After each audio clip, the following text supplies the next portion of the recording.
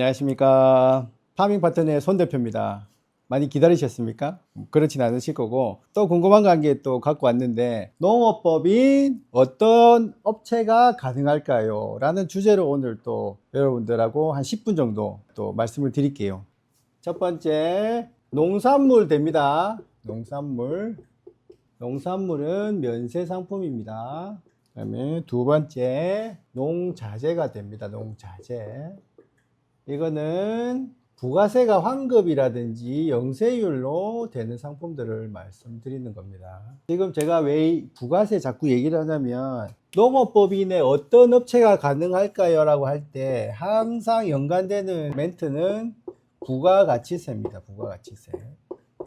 어떤 식으로든 농업에 관련되는 거기 때문에 농민들은 세금을 내지 않는 사람이에요. 부가세도 다 면세로 하고 국세청하고 전혀 관계가 없는 사람들이기 때문에 내가 사료를 받으면 영세율을 받을 수 있는 거고, 비료를 받으면 또 영세율을 받을 수 있는 거고, 농약도 영세율로 받을 수 있고, 농업용 박스를 받았어요. 받으면 나중에 부가세도 환급을 해줍니다. 그래서 부가가치세라고 하는데, 부가세라고 하죠, 우리가 흔히.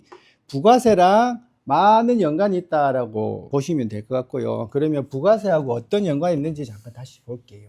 자, 농업법인 말고 일반 법인도 상관이 없고 농업법인도 상관이 없는데, 농산물을 내가 하고 있다, 지급하고 있다 하시면 중요한 거는 매입을 뭘 했는지가 제일 중요합니다. 매입을. 제가 딱 결론을 말씀드리면 국내산 면세 계산서가 있으면 됩니다. 그러면 국외산 면세 계산서는 안 되겠죠. 농산물을 하시는 분들은 매입이 중요한 건데, 내가 어디서 누구한테 매입을 할 거냐, 농민들한테 매입을 하면 된다 이 말입니다. 국내산 면세 계산서. 자, 계산서라는 게 헷갈릴 수 있죠. 농민들한테 내가 물건을 사오는데 계산서가 나올 게 있나요? 그러면 의제 매입증이 있으면 됩니다. 의제 매입증. 주민등록증으로 모든 걸 다 할 수 있습니다. 주민등록증. 보통 농민들은 경영체가 있는 사람들이에요. 주민등록증으로 하면 끝. 매출은 아무 상관없습니다. 여기는 매출은 어디다 해도 상관없습니다. 매입하고 매출이 있는데 매출은 어디다가 해도 상관이 없습니다. 그 다음에 농자재를 한번 볼까요? 이게 쉽죠? 이거는 쉬운 거고, 이 면세 상품이라서 쉬운 겁니다. 사업자 등록증에도 면세 사업자가 들어가는 거예요. 부가세도 안 냅니다. 사업자들도 부가세를 안 냅니다. 농민들도 안 내지만. 농자재. 요즘 제가 많이 다니는 데가 농자재인데, 농자재는 좀 광범위해요. 어떤 것들이 있을까요? 농자재. 자, 먼저 사료. 자, 농산물은 무조건 사람이 먹는 상품이에요. 맞죠? 농산물은 그런 거 맞죠? 근데 사료 우리가 먹나요? 안 먹죠? 비료는 당연히 안 먹을 거고, 농약은 사람이 섭취해서는 안 되는 겁니다. 그 다음에 또 뭐가 있을까요? 축산기자재가 있을 것이고, 그 다음에 농업용 박스, 농업용 필름, 뭐 이렇게 등등등 있어요. 많아요. 할 수 있는 게. 제가 아까 말씀드렸죠. 자, 농업법인에 어떤 업체가 가능할까요? 할 때 원래 정답은 부가세입니다. 부가세에 관련된 어떤 업체들도 됩니다. 부가세를 감면받는 업체들은 거의 대부분이 다 농업법인을 할 수 있습니다. 내가 아까 면세랑 부가세를 환급받는 거랑 영세율로 할 수 있는 업체들은 다 된다 라고 보시면 되는데, 요거는 뭘로 기준을 잡느냐? 매입으로 잡습니까? 매입 아닙니다. 이거는 매출로 잡습니다. 농자재를 만들어서 누구한테 갖다 줄 거냐가 중요한 겁니다. 이게 농민들한테 주면 된다 이 말입니다. 쉽게 얘기하면 농민, 농협, 영농조합법인, 농업회사법인, 기존에 경영체가 있는 사람들한테 갖다 주면 된다. 그래서 매입은 아무 문제가 없습니다. 내가 어디서 갖고 오든, 수입을 하든 수출을 하든 갖고 오는 거는 상관이 없어요. 근데 매출은 농민들한테 하면 되는 겁니다. 농민들의 매출은. 그래서 제가 항상 상관을 시키는, 농산물은 매입, 농자재는 매출. 자, 다시 농산물은 매입, 농자재는 매출이 중요한 포인트다. 그래서 농자재는 잘 보세요. 영세율은 내가 생산해서 납품하는 사람이 영세율을 받을 수는 없습니다. 영세율은 누가 받냐면 영세민이 받는 겁니다. 원래는 영세민이. 근데 영세민하고 농민하고 이렇게 같이 들어갑니다. 아시겠죠? 연탄이 혹시 영세율인 거 아십니까? 생리대도 영세율입니다. 생리대는 일반 국민이 다 사도 영세율이에요. 세금을 안 냅니다, 부가세. 모르시는 분들 많아요. 연탄도 안 냅니다. 그게 영세민이기 때문에요. 근데 이런 사람 농업법이 안 됩니다. 농업법이는 안 되고, 농업은 농업하고 관련이 있어야 되기 때문에, 뭐, 연탄이나 이런 건 관련이 없겠죠. 영세율은 농민들이 내가 받을 때 영세율로 받습니다. 세금을 못 받는 겁니다. 아시겠죠? 네, 그래서 매출, 매입 꼭 기억하시면 됩니다. 그러면 내가 만약에 지금 농업용 박스를 하고 있는 회사다. 그러면은 농업법인을 해도 되나요? 라고 물어보신다면 제가 상담을 해봐 드려요. 왜냐하면 농업용 박스도 할 수 있고 공업용 박스도 할 수 있잖아요. 두 개를 다 만드신다면 제가 상담을 한번 해드려야 되는 거고, 혹시라도 농업용 박스를 하신다 하시면은 부가세가 환급이 된다라고 다들 알아요. 제가 법에 보면은 그 농업, 축산, 임어업용 기자재 및 석유류에 대한 부가가치세 영세율 및 면세 적용 등에 대한 특례 규정 별표 5번에 보면 있는데요. 제목이 부가가치세 환급이 적용되는 농임업용 기자재 나와 있거든요. 자, 다시 말씀드리면 부가세가 환급이 되는 상품들은 정확하게 열거가 돼 있어요.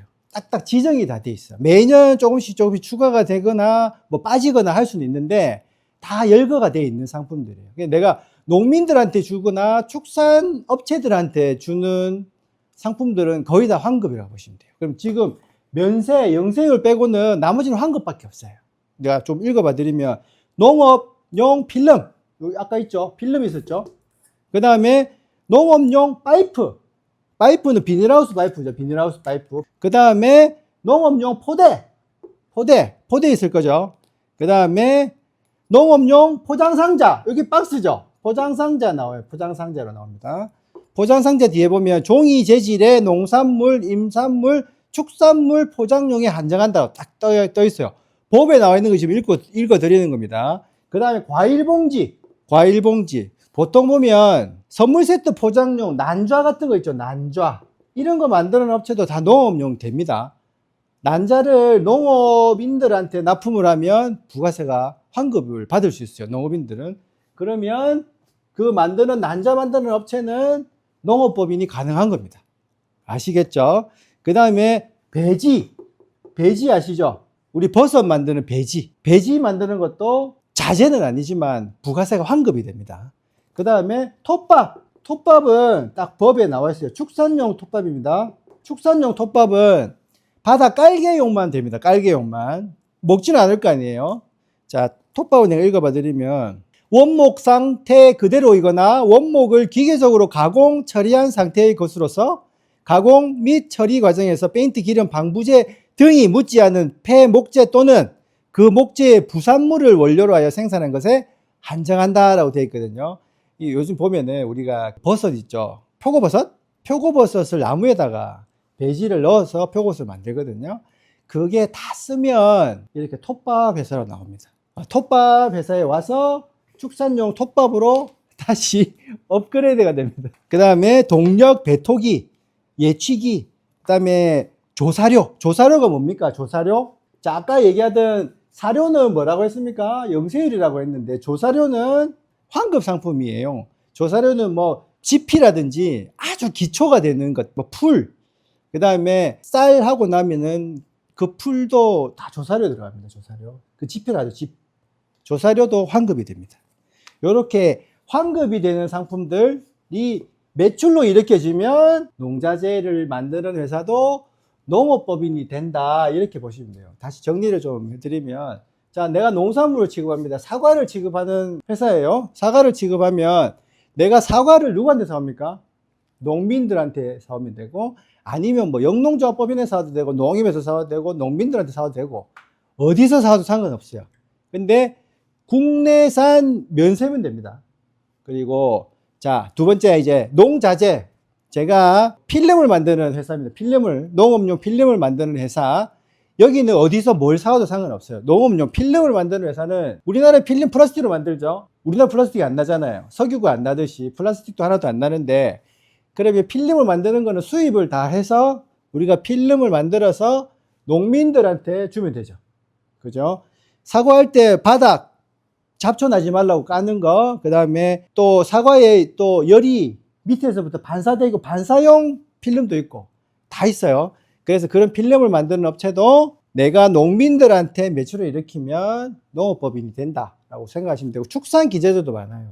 축산기저제도 사료 먹이기, 그 다음에 임산용 뭐 깔개, 트레이 뭐 이런 것들은 다 축산용 기자재거든요. 축산용 기자재를 하시는 분도 축산 농장에다가 매출을 발생시키면 농업법인이 된다라고 보시면 됩니다.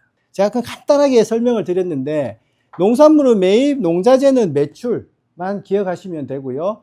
매입 매출의 가장 근간이 되는 것은 부가세다라고 생각하시면 돼요. 이게 농업소득입니다. 지금 제가 말씀드렸던 큰 조건의 농업소득을 일으키는 것들을 말씀을 드렸고, 이런 매출이나 매입을 하시는 상품이 있다면 농업법인 하셔도 됩니다. 저 부르시면 됩니다. 아직도 일반 법인으로 하고 계신 분들은 언제든지 불러주시면 제가 농업회사법인이나 영농조합법인을 상담을 해서 만들어 드리도록 하겠습니다. 오늘은 여기까지 하겠습니다. 감사합니다.